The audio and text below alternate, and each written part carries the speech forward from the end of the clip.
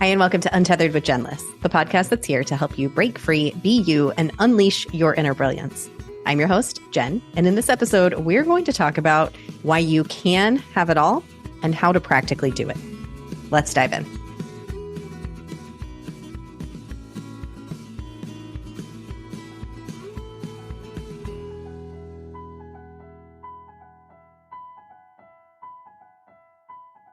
Hey there, unicorn. It's Jen. Welcome back to the podcast. On the podcast today, we have Nirjary Desai. Nirjary is a chief experience officer and founder of a global company who specializes in one-of-a-kind event experiences with serious wow factor. Seriously, go check out her Instagram. Freaking beautiful. She does this for renowned brands, celebrities, and personalities worldwide. Nirjary was born in Zambia, but raised in South Carolina, a little multicultural background. She's educated in London, and really her polycultural upbringing brings her very unique and socially conscious perspective to business and inclusive community building. She keeps it real. She lays it to us straight. She's super authentic. And really, I appreciate so much about this conversation and the way that she comes to the table with such honesty and truth, and really just a desire to support other women business owners, and not just women business owners, but women in general, in raising one another up and raising ourselves in our craft and elevating the entire experience that we get to create in this world. So I know you're going to get so much out of this conversation. We do speak a lot about entrepreneurship specifically. However, the underlying theme is so important for any human on this planet. Without further ado, I welcome to the podcast, Nirjary. Hi, how are you guys? So good. I love that you threw out the everyone. How is everyone? That shows who you are. It's one of those things. It's like, truly, how are you all? Because I think it's so important. I think in this society where we are today, people forget to ask each other, how are you? And I think it's more of that authenticity of genuinely caring, because I think somehow it's gotten lost, if you know what I mean. When we throw around, I'm from the Midwest specifically. We throw around it's obligatory to say, how are you? But are we actually listening to what anybody says? And do we want to? Do we want to actually, when we ask it, do we mean it? Well, I think that's the biggest thing, right? I grew up in the South. I mean, born and raised in so many different countries and all over. And I think growing up in the southern part of the United States, that Southern hospitality, we were just constantly taught, hey, y'all, it's consistent, right? So it's part of the daily life. It's part of the ethos. I live in Georgia. It's still kind of that here, even though sometimes Atlanta's kind of, they call it the New York of the South. Yeah, I think it's so important for us to ask each other, how are you? And I think in business too, as an entrepreneur and as a female entrepreneur, I think it's even more important that when you are surrounding yourself with other female entrepreneurs, you can ask each other, how are you? Because you know what? The shit's not easy. Yeah. Thank you. Thank you for saying that. Thank you for kicking off this conversation with it for real. So, hey, I'm going to ask you today. How are you? For real, how are you? How is everything going starting off in 2024 with business? How are you feeling? How are things moving along? What's rocking for you right now? Well, 2024 for me, I think, I've been reading too much of my horoscope and everything, which I don't think there's anything too much, but I think it's a year of rediscovery and rebirth for me. I've been in the hospitality event industry for almost 20 years, grew up in it and everything. And I'm at just a point at a crossroads just with myself. And I think it's okay to say that. It's okay to say, hey, I'm at a battle with myself. I've been doing something I love for 20 years, but something's missing for me. The joy and everything that I was previously getting from it might not be what I'm getting from it today or in this year. A lot's changed for me in the last 18 months. I had a baby 18 months ago. I almost had a near-death experience from that and all of that. So it's just kind of I'm just at a point now of refueling my passion and purpose and my why, and I think like that's important. And as a female entrepreneur, it's okay to say, hey, listen, I'm going to put the brakes on this for a second because, and a second could be, it can be 30 days, it can be 60 days, 96 months, it can be a year, it's however long you need. For me personally, it was like, I went back to work, shortly after having my baby, 2 weeks after, freak of nature right here, not processing everything. But what I was processing was like, shit, you almost died giving birth, So like, it's like you have this second life and you have all of these things to accomplish. Well, somewhere in all of those things to accomplish, I started this year working an epic event and stuff like that. Got sick for 3 weeks because, who knew what strain of COVID was out this year. So we were all just kind of like figuring it out. And it's also one of those things where like you are mentally, emotionally, and physically exhausted because you're so busy trying to serve others that you're forgetting to serve yourself, And I think it's okay to say, hey, listen, I need a moment. That's where I'm at, And I think that's okay. And I'm actually proud that that's where I'm at because a part of me is like, wow, you need to spend a little bit of time being a mom, being a wife, not being an entrepreneur that you've been for 20 years and you've been, on this roller coaster journey of perfection or whatever you want to call it, or trying to have this relationship with your business that might not be where it is today, and that's okay, including your industry, right? Because at the end of the day, as female entrepreneurs, not only are we constantly trying to prove to ourselves, we're constantly trying to prove to society. And I think the biggest thing now is what is your why? What is your purpose? And society is not who you need to worry about or who you need to impress. It's more about how are you fulfilling the things that are important to you. And that means how are you internally servicing yourself? How are you internally inner engineering yourself to set yourself up for success, to set yourself up for entrepreneurship? Yeah, thank you for just being so real and so true about that, because I think sometimes these are the things that we feel like might be wrong for us in entrepreneurship. Taking a break might be the biggest thing that you can do to give yourself a step forward, stepping back and saying, what is my why? What is my purpose here? There's no weakness in that. In fact, it's strength and it's power to step back and to ask ourselves those questions and to be a mom and to be all the other things that we are in life as well. That's what we're here. That's why you have a business in the first place, right?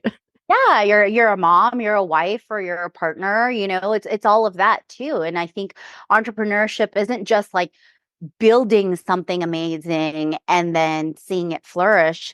Because the other thing too is, we always say that I'm a woman, I can have it all. It's true, you can have it all. But all of those things might not happen all at the same time. And I think that's where a big misconception and misperception in female entrepreneurship comes, because I've had businesses that have started and that have failed. I've seen other people come and go and fail.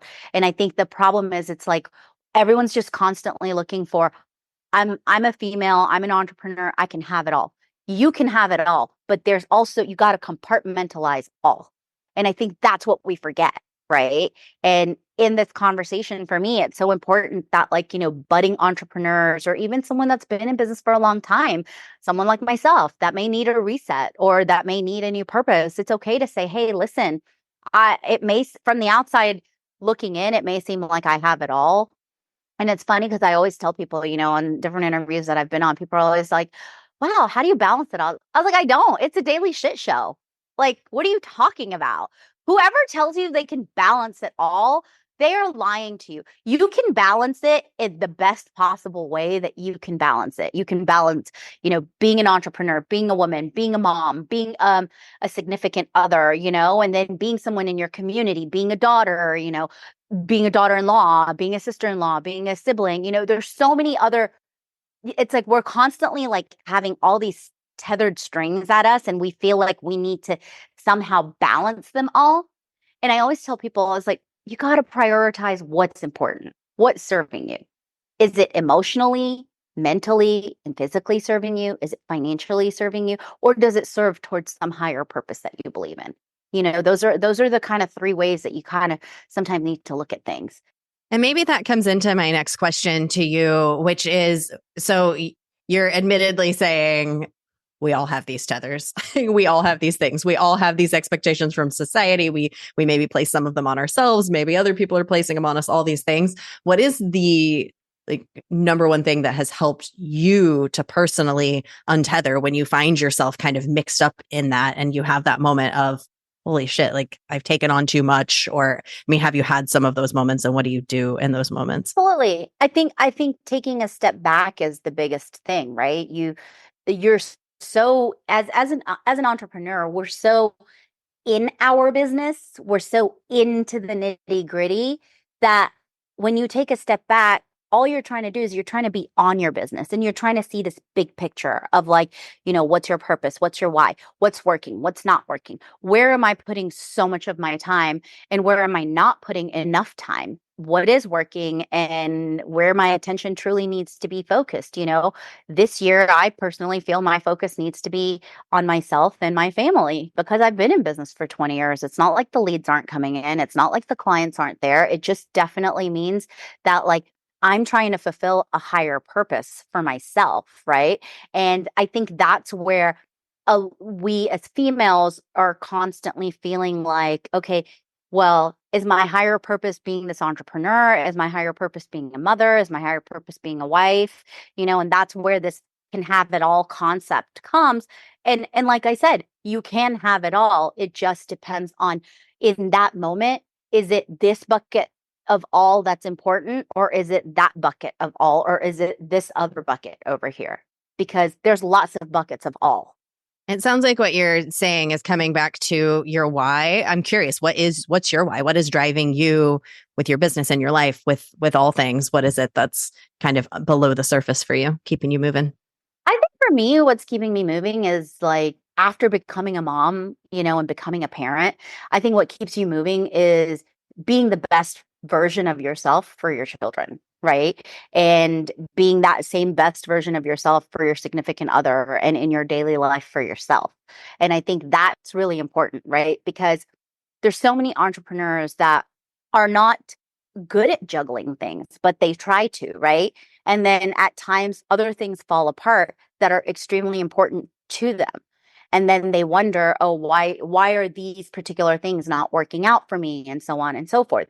So I think it's like you do have to step back and it's okay to do a check-in with yourself consistently, once a month, once a quarter, every 6 months to every year. It's not just like this making a New Year's resolution and like sticking with it. We all know people who make these resolutions can never stick with it because they're so short-lived because we have this persona that like, okay, this year I'm going to do this and it's going to give back to me, but it's only going to give back if you put the work in. If you're not willing to put the work in, then how do you expect it to give back to you? Right. And that comes with any part of it. So like for me, my why is to truly be the best version of myself for my family and for my son, because then I can be the best version and the best entrepreneur for my clients and the best expert in whatever my field is. And I think that's important. And we have to remind ourselves that because whoever created this concept of female entrepreneurs and like we have to have this persona of perfection, that's the other thing. It's like stop chasing perfection, chase happiness because happiness is not perfect. Happiness is just in that moment, right? And a lot comes with it. A lot comes with it. I even tell people, I was like, I tell them, I said, if you're an entrepreneur and you're a female entrepreneur, it's so important for you to make sure you have a good therapist because you're going to come into situations, whether it's with your clients or your vendors or your suppliers or whatever, where you're putting your heart and soul into it. But some people are just looking at certain things from a revenue perspective and they're just looking at it from like a hard fast cash perspective. You might be looking at it from a big picture vision flourishing perspective. Everyone's why and everyone's perspective is so different, right? So you need to remember that, and that's why it's also important because there isn't a book written on how to do entrepreneurship correctly. There's books that tell you how to start it. There's books that tell you how to be successful in business. But again, all of those books tell you it's about putting the work in and putting the communication in. So there's so many different parts of your why that I think are reflected in every aspect of entrepreneurship. What you said about have a good therapist, that's so key. And in whatever way therapy works for you, whether it's working with, more alternative modalities or if it's classic talk therapy, having something, you look at anybody who has been successful, who has really, really achieved, they have had some kind of support. They're not just doing it on their own, unless there's probably like a couple of narcissistic examples, but they're probably not the ones that you want to be. Right. And I think the thing is, it's like a lot of us always assume that like our friend circle or our orbit is what is going to be our therapy or be kind of like our saving grace or whatever you want to kind of call it. But that's not necessarily true, right? Because you could have this amazing village of people supporting you, but somewhere in that village too, when you go seek advice, you may not like it. You may not like that advice. So it's also, you also have to like learn that you do want to make sure that you have someone that's there to keep in mind your success and the success of your inner engineering, because that's what's going to make you an amazing entrepreneur. When I'm curious, when you were growing up, so you have this amazing event business, and oh man, everybody go look at her Instagram, because like, your business, the things that you create are just spectacular. It's like that event that you walk in. I've been to a couple of those events in my life where it's just like I just walked into a magical wonderland. That's the kind of thing that you're creating in the world.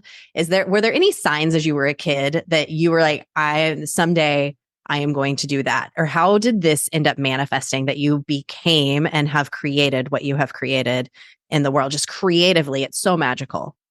So it's really funny because this was never my path. It was never what I wanted to do. I was actually studying to be a doctor. I wanted to be a pediatrician. And, I one summer had done like a pediatric cancer gene research program. And I was like, oh shit, this is not for me. Moving to the States, parents were entrepreneurs previously to their careers. My dad is a trained chemical engineer. My mom's a pathologist. So it was kind of like, okay, and plus I'm Indian. I mean, we're doctors, lawyers, or something in tech. So it was like, this The was never expectations are high, or the like a certain expectations. path. The stereotypical careers were what are expected of me, right? Right. And I think like after I did that program and everything like that, and realized, no, I'm meant to do business. People are my passion, right? People have always been my passion. The stories about people, where they come from, their culture, their cuisine, the way they celebrate, the way their art is, their music is, all of that, and a lot of that comes from like travel, living in different countries. I was born in Zambia. We moved from there to Botswana, Johannesburg, then London, and then the US. And so that entrepreneurial kind of spirit was always there because my parents had it, and that's what was passed down, right? And I remember like telling my father and my mother saying, okay, I've decided I don't want to go to med school or whatever. I want to go to business. So, well, I got a degree in hospitality and international business, and I minored in Spanish because I'm at that time, my mom, gone are the days where people really read newspapers, but my mom was diligent about it. And, there was an ad that American Airlines was hiring in my home city. So the day I was graduating high school, a week before that, I had an interview, and this was in Greenville, Spartanburg, like South Carolina. Had an interview, got hired, found out the day I graduated high school, and got shipped off for the summer to like Dallas for training and everything. And I came back, and, I kept to that job throughout college. And I was in that path and that career through college. And that was also the time when September 11th happened. And, one of the things for me that really changed the trajectory for me to make people really my business and my passion, and more so the understanding of diversity, inclusivity, and all of that, and to be truly be able to celebrate each other and each other's cultures, each other's individuality was, during September 11th, I was kind of targeted. I had to go back to Greenville from school because they were doing security checks and whatnot. And I remember at a time this passenger, or he was picking up a passenger or whatever, and this guy didn't want to talk to me, right? And he truly was like, I just want to know of her, and wanted to just talk to my coworker, right? Completely Anglo white male. And he refused to talk to me and let me help him. And the conversation there was this guy was just like, are any of these people like her going to be on that plane? And I remember the feeling I had. And I remember that I never want it to ever feel like where one's not accepted, one's culture is constantly stereotyped. And I want everyone to feel like they are free to live and celebrate and all of that. And, and my father was in the hospitality industry at that time too. And it just kind of happened. And it was like, I made it my purpose that like, I am going to be in some sort of a business where I am celebrating people and their cultures and the diversity that comes from it, because I have made it my mission now to educate on cultural competency, to brands, to individuals, and to entrepreneurs on truly the meaning of diversity, equity, inclusion, and what it truly means to celebrate each other, what it truly means to create a seat at that table or have a seat at that table. So, for me, it was more deeper rooted because there wasn't a lot of people like me in South Carolina. And I laugh about it today because it's, I mean, I think everything's, you got to find humor in all of it, right? And I tell people, I was like, I'm your typical stereotypical immigrant. My parents are in the hotel business, the gas station business, the subways, the liquor stores, all of it. I am a stereotypical immigrant that comes from an immigrant family and an immigrant who has worked hard to feel seen. I think that work goes into every aspect of whatever I choose to do, and in my brand ethos for me. The empathy that you can have for people because of the experiences that you have had is huge. And I think it's amazing that you have been able to put that into your business and you're using it to funnel your own personal cause. And that in turn, it sounds like has created a lot of business success for you. So in terms of the tethers, what is one of the biggest things that you have really struggled with? Because you've really built an incredible, successful business and incredible life. And we talked about it's never perfect and all the things, but what is like the one thing, if I can't ask, that just keeps coming back for you? I think the thing is, it's actually funny. My husband and I were talking about it recently. He was like, you're so obsessed with your business. And it's true. It's true. But to be successful, you do have to be obsessed with it.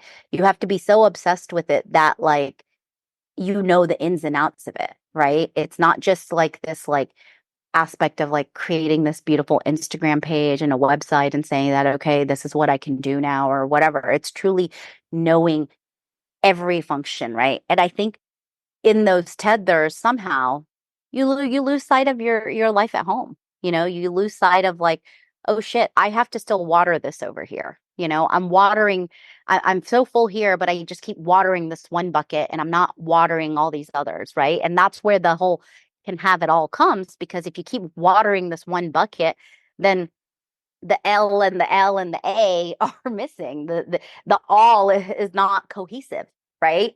So I think that part is really important. And as a reminder that you do have to kind of balance those tethers and sometimes let go. Sometimes people are going to keep pulling so hard in your business towards you, and there's only so much of you to go around. And I think telling yourself also and creating boundaries. It's healthy to create boundaries with your clients, with your staff, with everyone. And I think it's extremely important to do that. I've started to go pick my son up from school, and it's important for me to be able to go do that because he's only going to be little for so long, right? So for me, it's like, okay, this can wait right now. I can pick it up after he goes to bed. And that's just going to be like another 3 hours of work, because here I'm not going to get these 3 hours, but those 3 hours I'm going to work with him and I'm going to be his mom, So I think you decide what's so important and how much you want that tethering to be a part of your life, because otherwise you're just constantly going to be exhausted. Yeah, this realness is so needed that you're sharing here, and coming back to the beginning of the conversation where you shared this is where I'm at right now. And I think sometimes it helps to know, okay, this is my biggest tether. Like I love my job. It's what's made it so successful. And it's sometimes keeping me from focusing on my family. So I know that. And therefore, I'm going to really intentionally bring my why back into it. It sounds like that's what you're doing. Is that accurate? Totally what I'm doing. And I'm also, like I said, I'm looking for a shift. I'm looking for a shift and balance, right? Because I can't be working 24/7. I want to enjoy my son. I want to enjoy my home life, my family life, and all of that. And I think it's also important that we focus on being present. I think that's the other part, right? It's like as entrepreneurs and as women or just as human beings, when we're constantly feeling, and this isn't just for women, it's for men as well. It's like we need to learn to be more present. We're in a society where technology and all of these other external forces have kind of taken over our mental health, our mind, our emotions, and our well being, that we're forgetting to live in the moment. We're forgetting to be and just be with the people we love, and in order to be able to serve the other people that want to pay us, if you get what I mean. And I think that's so important for us to remind ourselves of that, right? That it's okay. If I didn't conquer this today, it's still going to be there tomorrow for me to conquer. I'm just going to have to figure out how to make that a priority tomorrow because it's been on my list, right? I think that's the other thing is like I create to-do lists and I compartmentalize them. My husband and I have a to-do list with each other of like, what do we want for each other financially, intellectually, mentally, for our son, for our family, for our own security and all of that kind of stuff. Where are some of the places we want to travel this year and this and that and all of that? All of that is important, right? And then I think also it comes down to having a to-do list with yourself for work. Hey, I have X amount of projects going on, X amount of clients, and then here's my wish list of future clients and everything like that. And then you have a third one for yourself of this is personally what I want for myself. Am I going to wake up every day and work out and all of that? And then eventually they're all going to kind of like come together and you're going to be able to make sense of all of it. A lot of times when you get to this point of where, it always sometimes feels like there's a point of no return is because we've been too busy listening to so many noises. And I think that's also important. Tuning out the noise is so important because so many people are going to tell you what they think you should do, right? But at the end of the day, they are not in your shoes. They are not living your everyday life.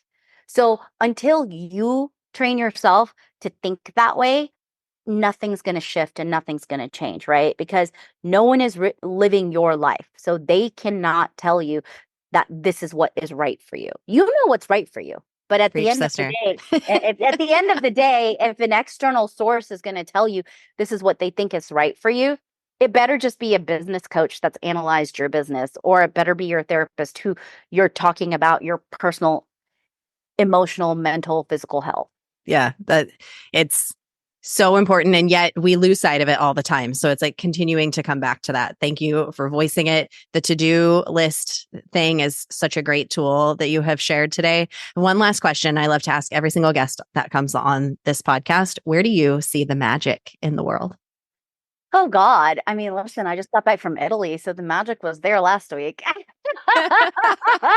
think the magic in this world happens by you truly doing at least one good thing a day for someone else. I think that's really where it truly comes down to. If it means like you're at the grocery store and someone drops something, or like, you see someone left a cart full of groceries by mistake and forgot underneath they had groceries or whatever. Like, I just think that we have so much like negativity in the world constantly that we're seeing through media and everything. And I think like if you can do one thing a day for somebody, not just yourself, but for somebody, then you should know that you're truly living a very fulfilled life. Because at the end of the day, there's a lot of people in this world that don't have basic necessities in life, and the fact that you do, and you have to remind yourself that, because this journey of entrepreneurship too, it's like we are so busy. People are looking on social media, they're looking at everybody's highlight reel instead of their real reel. because not a lot of people are posting their real, or they're not posting authentically, right? So I think it's really important to really kind of dig deep and find that within yourself. And I really feel like then there's a lot of magic, because at the end of the day, when you do good and you put good things out into the universe, they do come back to you. When it may sound so cliche and everything, but at the end of the day, you do have to do those acts, and not just as an act. It should be a genuine act of service. Magical reminder. Thank you, Nirjary. Where can people connect with you? We'll put all your links in the show notes, but where's the best way that they can come and find and connect with you? They can find me on LinkedIn, Nirjary Desai. And you can also look up my personal branding website, nirjarydesai.rocks. You can also find me on Instagram and Facebook. We're very social all over the place. And, I always also say, shoot me an email. Oh, it's totally fine to send me an email of collaboration, wanting to connect and stuff like that, because I love helping other female entrepreneurs. We're actually launching a brand called Leave Her Mark. It's for anyone and everyone that would like to leave their mark and that are in this crazy world of entrepreneurship or business and want to figure out how to survive, how to thrive, but also build a community that's elevating and that elevates excellence, right? Because at the end of the day, I think we can only all be successful if we're willing to take each other together up with and not compete. I think competition is one of those things that I don't know what it is. I call it this mean girl syndrome, right? Because I really feel that there's so much space for everybody to win, right? And I think, and that's why we're creating a platform like this, because it's for women that are like-minded in that space. So powerful. Thank you. Thank you. Thank you for being one of those people. I personally, but just from a personal standpoint, agree about competition. I think that it's time for women to support one another in rising, and so powerful that you're doing that. Thank you so much for coming on the podcast, and everyone, please go connect with her. Awesome. Thank you. Thank you so much for listening to this episode. I hope that you gained as much out of it as I did. I had so many powerful takeaways.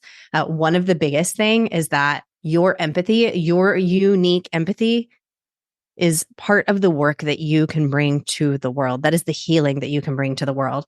I'm going to pull another little thread out of this episode to go into on Thursday for Thursday's thread episode. So stay tuned for that. You get a little bit more out of this episode. I'll see you on Thursday. Thank you so much for listening to this. If you did enjoy something about it, I encourage you to share it with a friend. If you feel like this is a conversation that some of your other female entrepreneurs or other women in your life need to hear, please share it. It's so important that we hear and share these stories and these powerful messages. If you really enjoyed this episode, you can take a screenshot of it, share it with all of your friends, put it on social media, tag me, tag Nirjary. We would absolutely love to reshare your posts. Thanks again for listening. I will see you next time. Keep shining your magical unicorn light out there for all to see.